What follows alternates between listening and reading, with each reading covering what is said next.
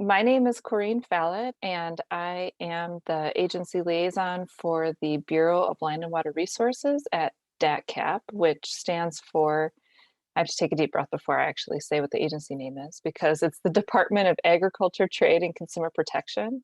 So it's a long um, agency name, so we just refer to it affectionately as DATCP. Um, and today I just want to provide you with a very broad overview of some of the ways that you might interact with us in the Land and Water Resources Bureau at DACAP.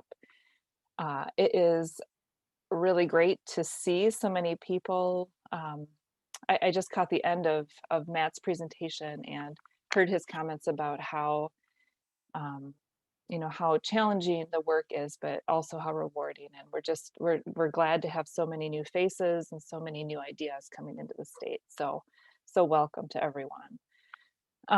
There are a number of areas that overlap just because of the strong nature of the state's conservation partnership and the conservation programming in the state. So local, state, and federal agencies, we really do work collaboratively in many cases. And so there might be a little bit of repetition between Matt's presentation, my presentation, NRCS, DNR, but hopefully that'll help you get a sense for the ways that we do really try to work together to achieve the conservation goals in the state.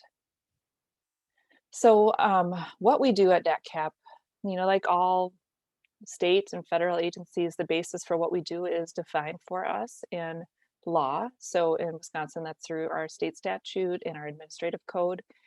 Chapter 92, I heard you all talking about the link to that. That is a very important statute for you to at least have some familiarity with in terms of what it covers. There's a variety of other things that you'll also want to be taking a look at depending on what types of programs your county runs, but that's a good first step.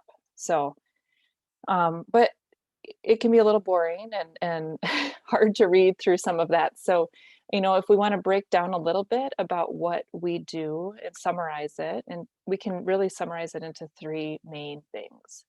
The programs and the work that we do at DATCAP is really designed to reduce agricultural non-point source pollution, to protect water quality, and to preserve farmland. Um, in order to accomplish the goals that are set out for us, we really do rely on partnerships, and in particular, our partnerships with the counties. So our agency and our bureau specifically offers financial and technical assistance to the counties. And in addition, there are a number of state conservation programs where we collaborate. And they're administered through our department, but implemented through these partnerships with you and with other agencies. So this morning, I do want to just give you a quick overview of these activities and how the activities support the work of the land conservation departments and the land conservation committees. So importantly, financial assistance. But before we can really talk about the financial assistance to the counties, I want to just touch a little bit on the Land and Water Resource Management Plan. And you will have some of my colleagues from the department presenting to you, I think, either tomorrow or the day after about the Land and Water Resource Management Plan. So I won't get into too much of the detail, but the plans are one of the key connections between DATCAP and the counties. And the county is required to do a plan every 10 years. And there's a review point every 5 years. And the body that reviews those are the Land and Water Conservation Board. And I believe Matt talked a little bit about that board and how your association that represents you, Land and Water, does have representatives that sit on that board. Well, the plans are a tool for the county to identify and prioritize resource issues, to establish goals and activities, the goals for the county in terms of resource management and the activities to achieve those goals. And then there also is a component of these plans, which is an annual work plan. And that annual work plan is something that the county does and submits to the department every year.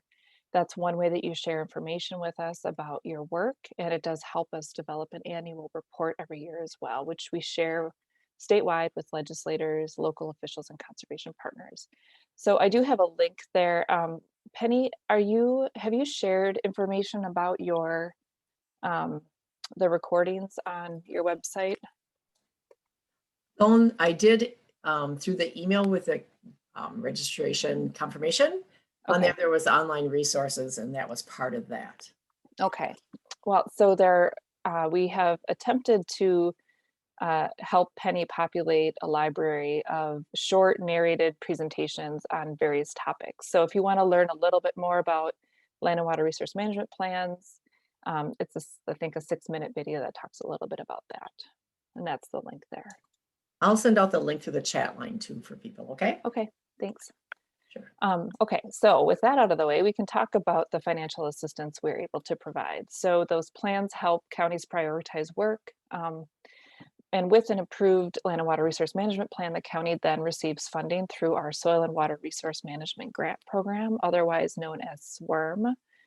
And this funding is used to provide cost sharing to landowners and producers to do conservation practices. And we're able to provide about in 2021 at least, we were able to provide 6 million in funding for those cost share grants.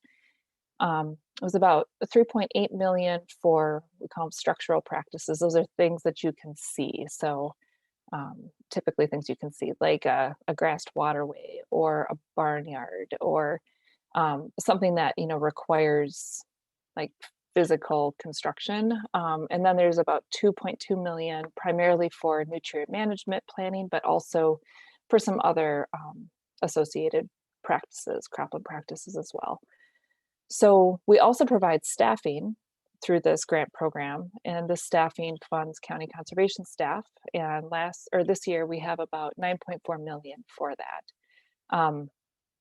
And we need more, but that's what we have. And so we allocate this money out to the counties through our grant allocation process. So it's an annual allocation plan that's developed jointly with DNR.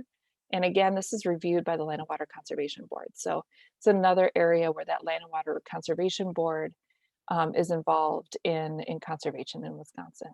And I'm not going to go into the details of the grant allocation process, but it is an important one to know, just because it is how the counties get funding from the state. And so it's just important to have a sense for how that process works. And again, there's a narrated presentation that I have a link to that Penny can maybe put in the chat box, but it's available on that webpage that Penny mentioned.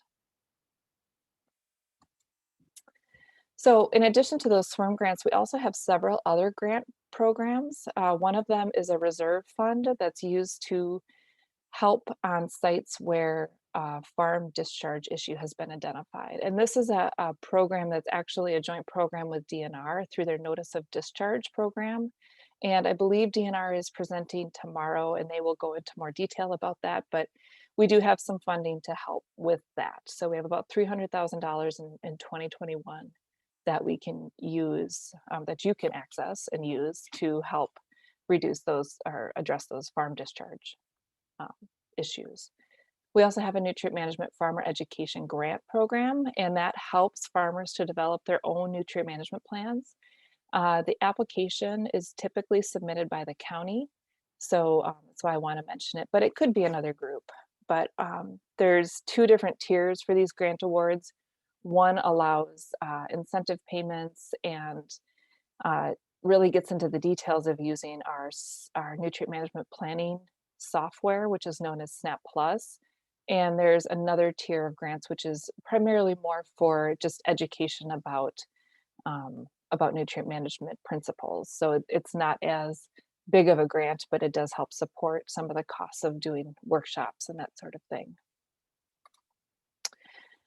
We also have grants to producer-led groups through our Producer-Led Watershed Protection Grant Program, and this is a program that's growing throughout the state. They are voluntary, and producers voluntarily get together and submit an application for this, and the goal is to reduce non-point sources of pollution. So these grants do go to the farmers, but I mention it because there is a requirement that these farmers are going to have a collaborating entity in order to receive the grant and do the work.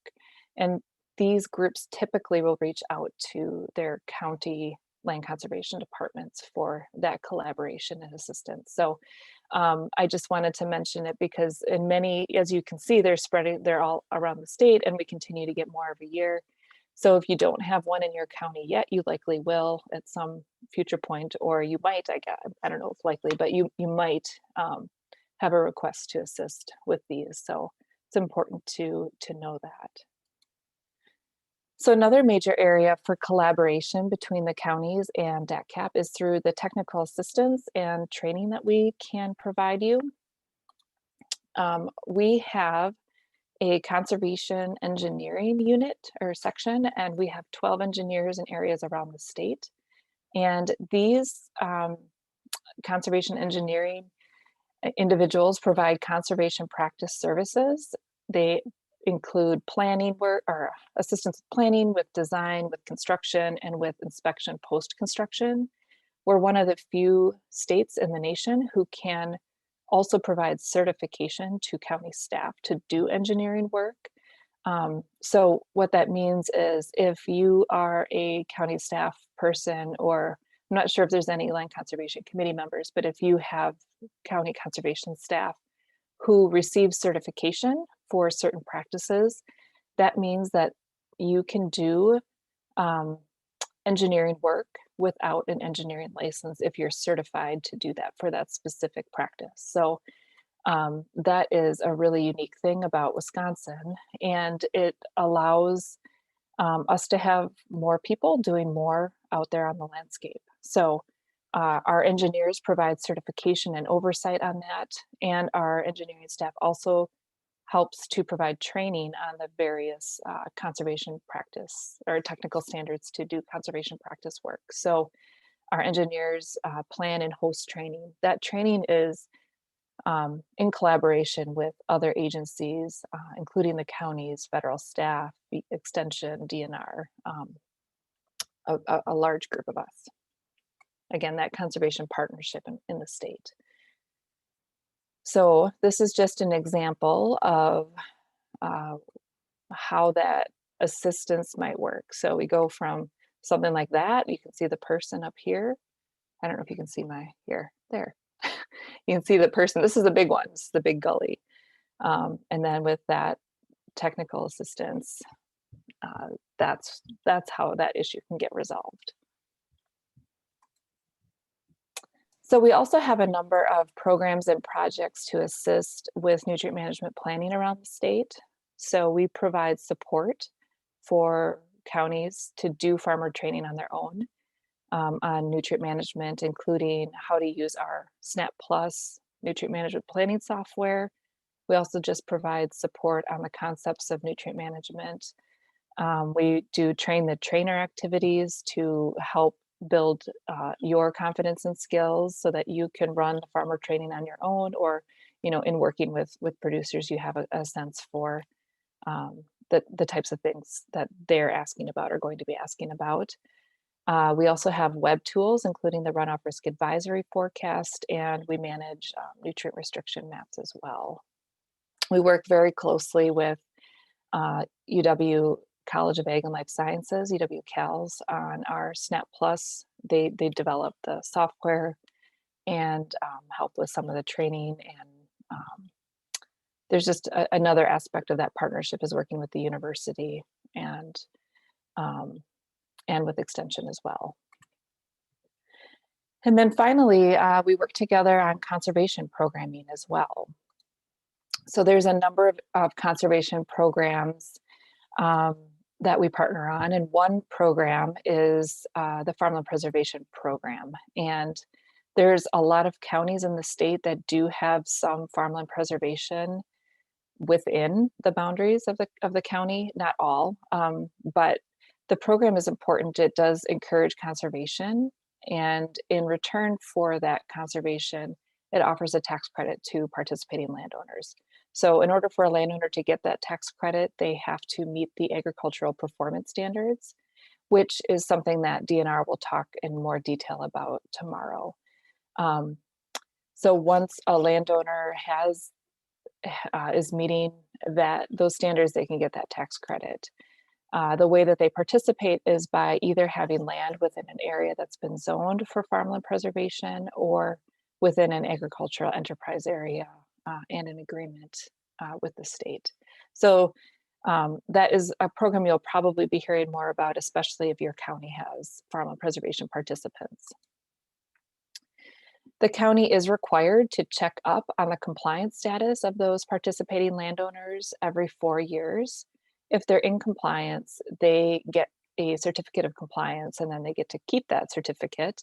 If you find that they're not in compliance, so that they're not meeting those ag performance standards, you issue them a notice of non-compliance, and then they're not eligible for those tax credits until that notice is canceled. Many counties in the state are also in areas eligible for the Conservation Reserve Enhancement Program, or CREP. And this is a county, state, and federal partnership. The CREP program offers payments to landowners to install filter strips along waterways or to return continually flooded fields to wetlands. And the rest of the field then can remain in agricultural production, but it's an incentive program that has a water quality focus, and the priority practices are riparian areas and wetland restoration. And then one more thing that I wanted to mention is that counties, and I think Matt mentioned this in his presentation as well, that counties do have the authority to adopt and enforce local ordinances to do a variety of things. So there's farmland preservation zoning ordinance, a manure storage ordinance, livestock related, so livestock facility siting is an example of that. Or there's local soil and water management ordinances. So you have the authority to do that at the county. And I'm just mentioning it because with some exception, we don't actually approve these ordinances at DATCP, but we do have staff who can review and provide feedback on proposed local ordinances. They have expertise or have worked with other counties and can provide you with examples or suggestions for who to talk to do something that you might be interested in doing. So I just wanted to mention that because we do have the ability to provide some assistance in that arena as well. And then there is one other thing I just want to mention. The Wisconsin Farm Center, this is not within the Bureau of Land and Water Resources, but it is at the Department of Ag at DATCP. It's with our Division of Ag Development. And our Wisconsin Farm Center is able to provide free and confidential services to producers around the state on a variety of different topics. So they are able to offer some financial consulting or succession planning. They also do mediation and arbitration, which is sometimes, that can be expensive, but they can offer some free assistance on that.